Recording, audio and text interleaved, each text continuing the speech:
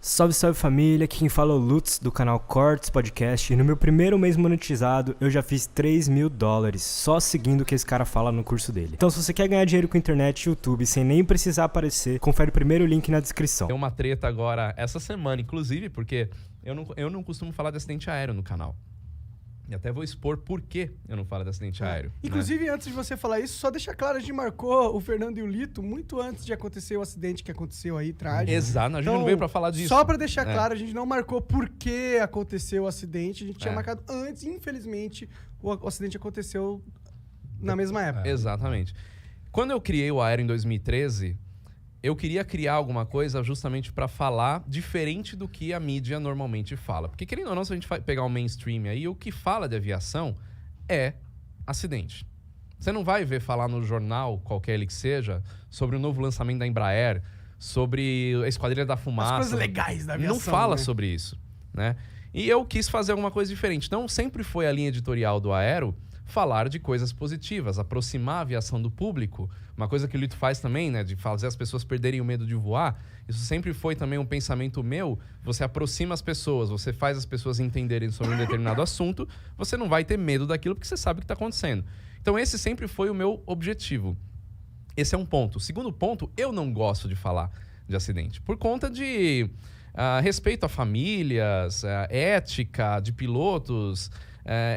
Para mim, eu não me sinto seguro de falar alguma coisa porque pode ferir alguém, né? Então eu não falo.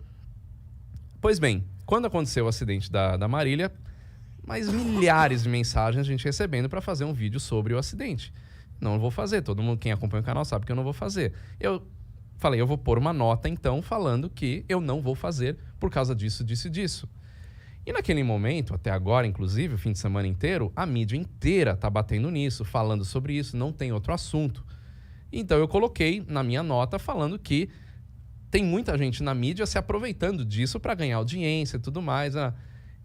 E aí falaram que eu direcionei isso ao Lito. Não, você falou, você está cutucando o Lito, porque é o Lito que fez a live. Eu falei, nossa, só o Lito tá falando da Marília Mendonça, ninguém mais da imprensa tá falando. Sim. E a nota não foi direcionada a Lito, eu nem assisti a live que o Lito fez, eu tava viajando, voltei hoje do Nordeste, tava gravando outro programa lá que a gente faz, programa de viagens, então eu não tava com tempo de ver nada. E eu acho que tem uma coisa que as pessoas têm que entender, que por mais trágica que tenha sido a morte da Marília e, meus sentimentos aos familiares e todo mundo, ela era famosa, as pessoas vão comentar, né? Não tem como não. Exato. Exato.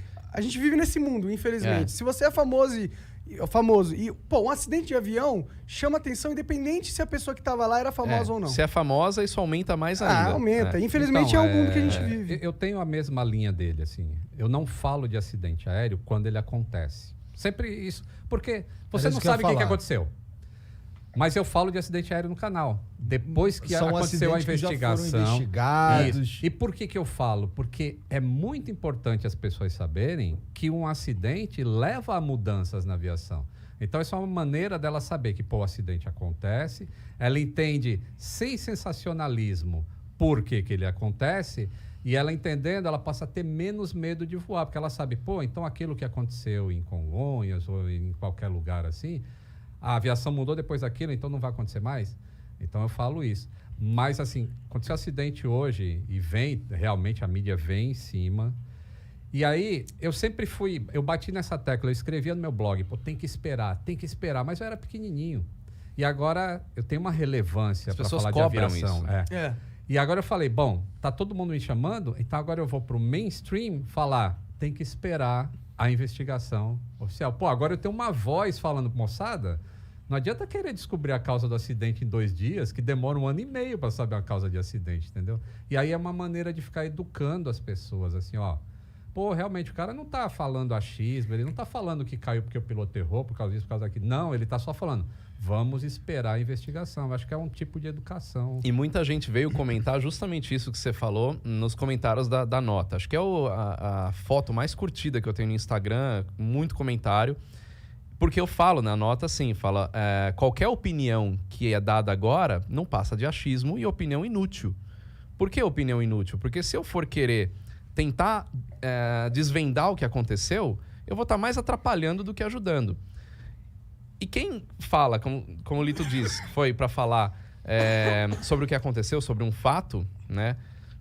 Não é isso que eu não quero que as pessoas falem. Não é que eu falo, não, ninguém fala do assunto, ninguém fala do acidente, aconteceu, mas abafa. Não é isso.